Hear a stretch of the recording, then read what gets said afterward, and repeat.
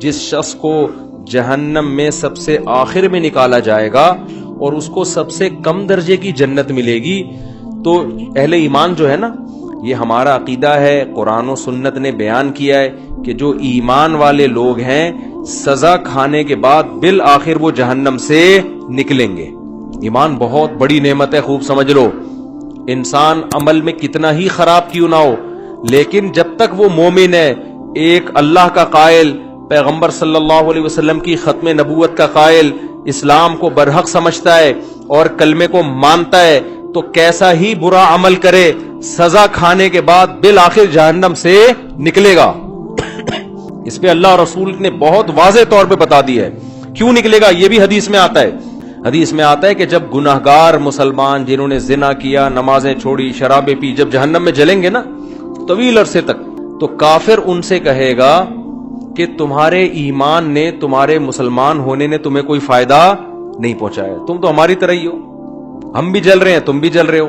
ہم تو غیر مسلم تھے، تم مسلم ہو، تو تمہارے مسلم ہونے کا شناختی کارڈ میں بس تم نے مسلمان لکھوا لیا تھا، تو فائدہ کیا ہوا؟ تم بھی وہی، ہم بھی وہی. تو تم خدا کو مانتے تھے، اس سے تمہیں ملا کیا؟ نبی صلی اللہ علیہ وسلم نے فرمایا جب کافر مسلمان کو یہ طعنہ دے گا، اللہ کو غیرت آئے گی، غضب آئے گا، اور اللہ کہے گا یہ کیسے ہو سکتا ہے کہ جو مجھے مانتے تھے، جو میرے حبیب صلی اللہ علیہ وسلم پر اور پیغمبروں پر ایمان رکھتے تھے، جو موسیٰ کو اللہ کا نبی مانتے، عیسیٰ کو اللہ کا نبی مانتے، ابراہیم کو اللہ کا خلیل مانتے، آدم کو اللہ کا نبی مانتے، محمد صلی اللہ علیہ وسلم کو اللہ کا نبی مانتے، قرآن کو میرا کلام مانتے، جو مانتے تھے نماز پڑھنی چاہیے پڑھتے نہیں تھے، جو مانتے تھے شراب نہیں پینی چاہیے پی رہے تھے، لیکن مانتے تھے پینی نہیں چاہیے، اس کو اچھا نہیں قرار دیتے تھے. ایمان کسے کہتے ہیں؟ برائی کو برائی سمجھو آپ. جو مانتے تھے بھائی نشہ نہیں کرنا چاہیے، کرتے تھے، گناہگار سمجھتے تھے اپنے آپ کو، جو بدنظری کرتے تھے لیکن وہ مانتے تھے کہ یہ اچھا کام نہیں ہے. کافر کسے کہتے ہیں پتہ ہے؟ برائی کرتا ہے اور کہتے ہیں اس میں حرج کیا ہے، اس کو کافر کہتے ہیں. شراب پیتا ہے، بولتا ہے بھائی میں پیتا ہوں، تیرے کو کیا تکلیف ہے؟ پیتا ہوں تو کیا ہے، اس میں کیا خرابی ہے؟ یہ تو مولویوں نے بولا ہوا ہے کہ نہیں پیو نہیں پیو. اسے کیا کہتے ہیں؟ یہ مسلمان ہے کافر ہے؟ بول لو نا یار، کیا ہو گیا یار؟ گناہ کو حلال سمجھ کے کرنا، گناہ کو برا سمجھ کے نہ کرنا، یہ عمل کیا کہلاتا ہے؟ کفر. ماں باپ کو اولڈ ہاؤس میں جمع کرا دیا، جیسے ہوتا ہے باہر ملکوں میں، بوڑھا ہو گیا ابا، چل بھائی تو ایدی سینٹر میں جا یار. ان سے بولو یار یہ غلط ہے، نہیں کرو، تو کہہ رہے ہیں کیا ہے اس میں یار، وہ وہاں زیادہ اچھی کیئر ہو رہی ہے اس کی، تو اس میں کیا ہے؟ باپ سے بدتمیزی سے بات کر رہا ہے، اسے بولو بھائی، آج کسی کو بولو، کہہ رہے کیا ہے، میرا باپ ہے، تجھے کیا تکلیف ہے؟ اس کا مطلب یہ برائی کو کیا کر رہا ہے؟ اچھا سمجھ کے کر رہا ہے. اور ایک وہ ہوتا ہے کہ اس کو کافر کہتے ہیں. ایک وہ ہوتا ہے جب آپ ہندوؤں میں بیان کرو کہ گرل فرینڈ مت بناؤ، کہنے کیوں نہیں بنایا بھائی، کیا ہے گرل فرینڈ میں، کیا خرابی ہے؟ تو برائی کو وہ کیا سمجھ رہے ہیں؟ اس کو برائی نہیں سمجھتے. مسلمان نے گرل فرینڈ رکھی ہوئی ہے، اس کو بولیں گے بھائی یہ حرام ہے، تو اس کو تھوڑا سا ندامت کا احساس ہوگا، یار کام میں کیا کر رہا ہوں غلط. نکاح پیغمبروں کی سنت ہے، گرل فرینڈ رکھنا یہ کافروں کی سنت ہے. زنا کرنا یہ گندا عمل ہے، یہ پاکیزہ عمل نہیں ہے. نبی صلی اللہ علیہ وسلم نے معراج کی رات میں کچھ لوگوں کو دیکھا، ننگے مرد اور ننگی عورتیں آگ میں جل رہے ہیں، اور شعلے اوپر جاتے ہیں تو وہ ننگے جسموں کے ساتھ اوپر جاتے ہیں. آپ نے جبریل سے پوچھا یہ کون لوگ ہیں؟ تو جبریل نے کہا یہ آپ کی امت کے زنا کرنے والے مرد اور زنا کرنے والی عورتیں، دونوں کو برہنہ کر کے اللہ نے ایک ساتھ آگ میں پھینک دیا ہے. جس عورت کے ساتھ زنا کیا اس عورت کو بھی اسی آگ میں برہنہ کر کے، اور جس نے زنا کیا اس کو بھی اللہ اسی آگ میں ڈالے گا، زنا جس نے زنا کیا. سمجھ رہے ہو کہ نہیں سمجھ رہے؟ تو مسلمان گناہ کرتا ہے لیکن اس پہ اس کو ندامت کہ غلط کر رہا ہوں میں، تو اس گناہ کی سزا یہ اس کو ملے گی. لیکن اگر توبہ نہ کی، اس نے توبہ کر لی تو اللہ معاف کرنے والا ہے. توبہ کیے بغیر، سچی توبہ کیے بغیر اگر چلا گیا دنیا سے، تو قرآن نے جو اصول اور ضابطہ بیان کیا اس کو سزا ملے گی. اب یہ بھی اسی آگ میں جلے گا، کافر بھی جلے گا. تو حدیث میں آتا ہے کافر ایک دن اس کو طعنہ دے گا اور کہے گا کہ تمہیں تمہارے ایمان نے کوئی فائدہ نہیں پہنچایا، تم اللہ کو مانتے تھے، ہم پتھروں کے بنے ہوئے بتوں کو مانتے تھے، تو کیا فائدہ ہوا؟ تم بھی ہماری طرح جل رہے ہو اور ہم بھی تمہاری طرح. تو اللہ کو غضب آئے گا، اللہ کو غیرت آئے گی کہ میرے ماننے والے جو برائی کو برائی سمجھا کرتے تھے اور مجھ سے توبہ استغفار کیا کرتے تھے، ان کو میں کیسے ان لوگوں کے برابر چھوڑ دوں جو میرا انکار کیا کرتے تھے. حدیث میں آتا ہے اللہ تعالیٰ فرشتوں سے کہیں گے کہ جس نے زندگی میں کبھی کوئی نیکی کی ہو اس کو جہنم سے نکال دو. بہت بڑی تعداد جہنم سے نکلے گی. پھر اللہ کہیں گے اب ایسا کرو, سفارشیں شروع ہوں گی, سفارشیں. پیغمبر صلی اللہ علیہ وسلم شفاعت کریں گے, اللہ نبی صلی اللہ علیہ وسلم کی شفاعت کی برکت سے بہت سارے مسلمانوں کو جہنم سے نکالیں گے.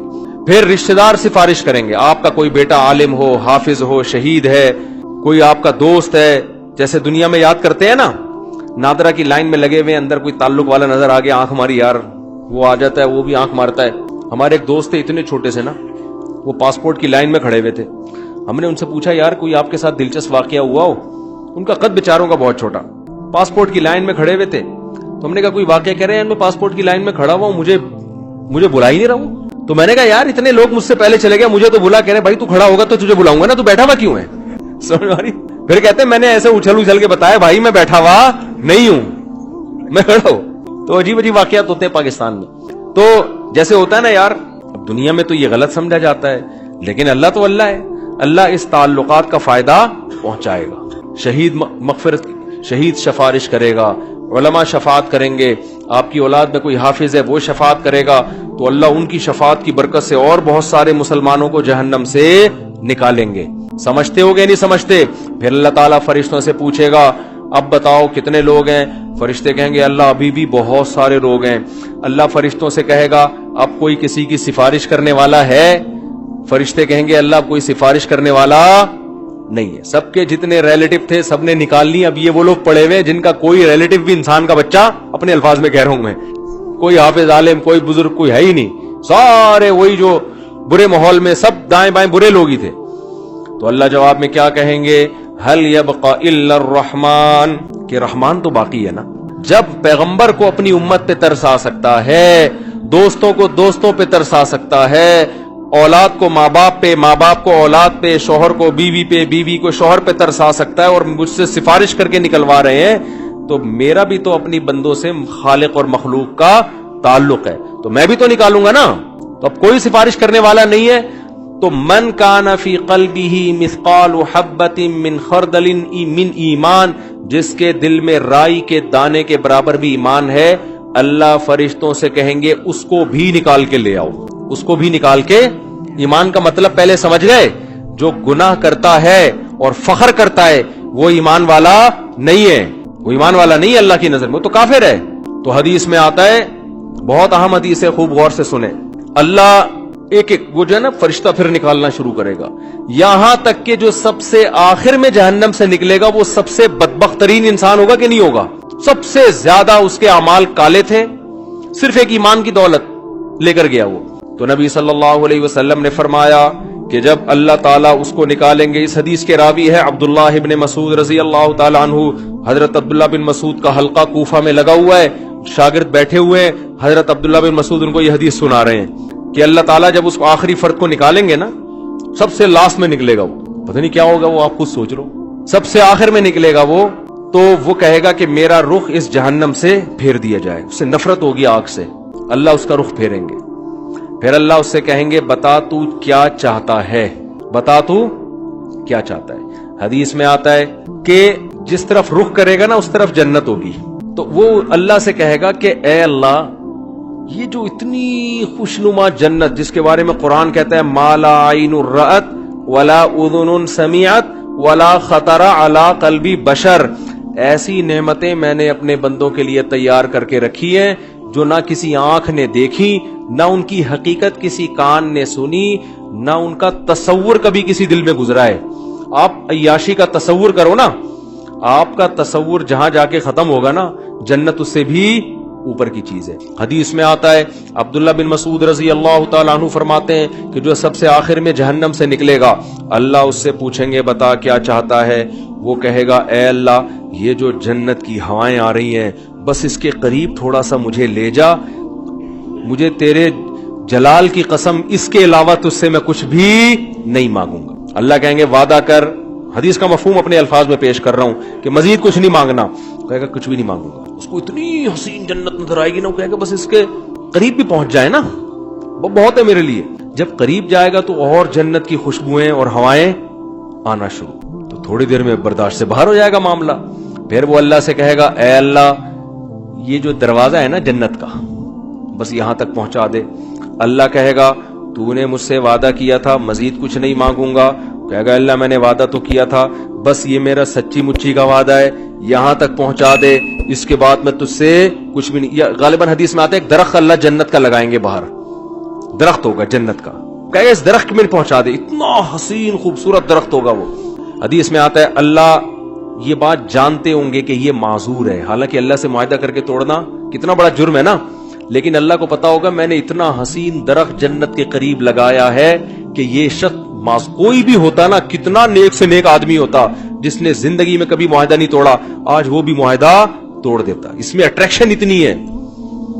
تو ایک درخت جب وہ وہاں پہنچے گا, اب جنت کے بالکل قریب ہو گیا, اب وہاں سے جنت کی ہوائیں آ رہی ہیں, مشک و عنبر کی ہوائیں آ رہی ہیں.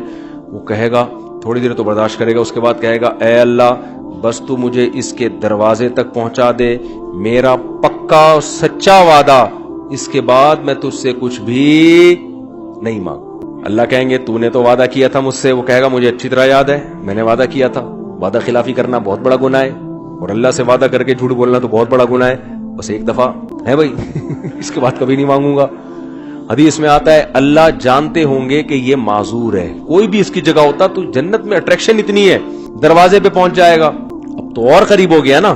تو وہ کہے گا اے اللہ اندر داخل کر دے, پکا وعدہ, اس کے بعد میں تجھ سے کچھ بھی بولو نہیں مانگوں گا. اللہ کہے گا تو نے وعدہ کیا تھا, کہے گا وعدہ کیا تھا, اب میں بالکل سچی مچی کا وعدہ کر رہا ہوں, بالکل پکا ڈھکا وعدہ کر رہا ہوں, اس کے بعد کچھ نہیں مانگوں گا. حدیث کا آخر میں الفاظ یہ ہیں کہ جب اللہ اس کو جنت میں داخل کر دے گا نا, تو وہ جب اندر جا کے دیکھے گا, او بھئی ایسے دودھ کی نہریں, شراب کی نہریں, ہورے, کراچی کے لونڈے لپاڑوں کو تو ایک ہوری دکھا دو نا کافی ہے ان کے لیے. اور یہ تم گٹکے کھا رہے ہو نا, ہور تو دور کی بات, ان دنیا کی عورتوں کے قابل نہیں بچو گے تم. یہ بیڑا غرق کر دیتا ہے یہ گٹکا. ہمارے ایک دوست بہت سگریٹ پیتے تھے, شادی نہیں کرتے تھے. میں نے کہا یار اب شادی کیوں نہیں کرے گا, نا دھواں نکلے گا اور کچھ بھی نہیں بچا میرے اندر. وہ بالکل نا ہڈیوں کا ڈھانچہ بن گئے, کہہ رہے اب دھواں ہی رہ گیا. تو یہ گٹکے ہی نہ ہو, تھوڑا صحت بناؤ یار, سمجھ رہے ہو, کچھ صحت بناؤ. تو اس گٹکے کے ساتھ ہور ملے گی بھی کیسے تمہیں ہور خود وہ انکار کر دے گی, اللہ اس کے نیک عمل کی وجہ سے میں اس کو مل رہی ہوں, میں نے کون سا گناہ کیا تھا تو مجھے اس کے حوالے کر رہا ہے, کیا خیال ہے.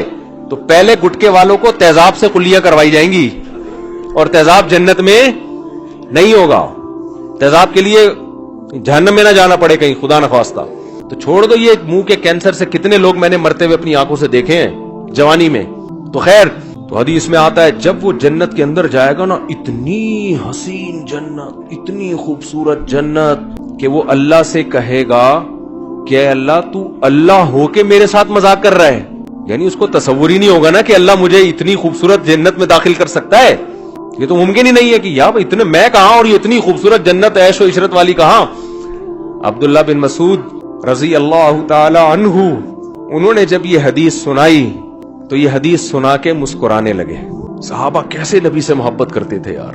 یعنی نبی صلی اللہ علیہ وسلم نے حدیثیں سناتے وقت جو انداز تھا نا, صحابہ کوشش کرتے تھے پیغمبر کا قول سناتے ہوئے ہمارا انداز بھی وہی ہو جائے. تو عبداللہ بن مسعود یہ حدیث سنا کر مسکرائے اور اپنے شاگردوں سے پوچھا, پوچھتے نہیں ہو کہ میں مسکرا کیوں رہا ہوں. شاگردوں نے کہا بتائیے آپ کیوں مسکرا رہے ہیں. انہوں نے کہا کہ نبی صلی اللہ علیہ وسلم نے جب یہ بات ہمیں سنائی نا کہ وہ شخص اللہ سے کہے گا اے اللہ تو اللہ ہو کے مجھ سے مذاق کر رہا ہے بھائی تو جب یہ بات نبی نے سنائی تھی تو نبی بھی مسکرائے تھے, اور مسکرانے کے بعد نبی نے ہم سے پوچھا تھا کہ پوچھتے نہیں ہو میں مسکراتا کیوں. ہم نے پوچھا تھا کہ یا رسول اللہ آپ بتائیے کہ آپ کیوں مسکرا رہے ہیں. تو نبی صلی اللہ علیہ وسلم نے فرمایا کہ جب بندہ اللہ سے یہ کہے گا نا اللہ تو اللہ ہو کے میرے سے مذاق کر رہا ہے, تو اللہ بھی بندے کی یہ بات سن کے مسکرائے گا. سمجھ رہے ہو, اللہ اس پہ گستاخی کا فتویٰ نہیں لگائے گا. گستاخ, اللہ کو پتا ہے اس کی اندر کی حالت کیا ہے, اندر کی حالت کیا ہے. پھر اللہ اس سے کہیں گے یہ ایک ہے, اس جیسی 10 گنا بڑی جنت میں نے تجھے دی ہے. تو بھائی وہ اللہ ہے, وہ انسان نہیں ہے, اس کے خزانے بھی بہت اور اس کے دونوں ہاتھ بھی کھلے ہوئے ہیں. تو اللہ کہتا ہے قل اُنَبِّئُكُم بِخَيْرٍ مِّن ذَلِكُم, جن دنیا کی نعمتوں کے پیچھے تم بھاگ رہے ہو نا, اس سے بڑی نعمتیں ہم تمہیں بتاتے ہیں. وہ کیا ہے, وہ جنت میں ہے.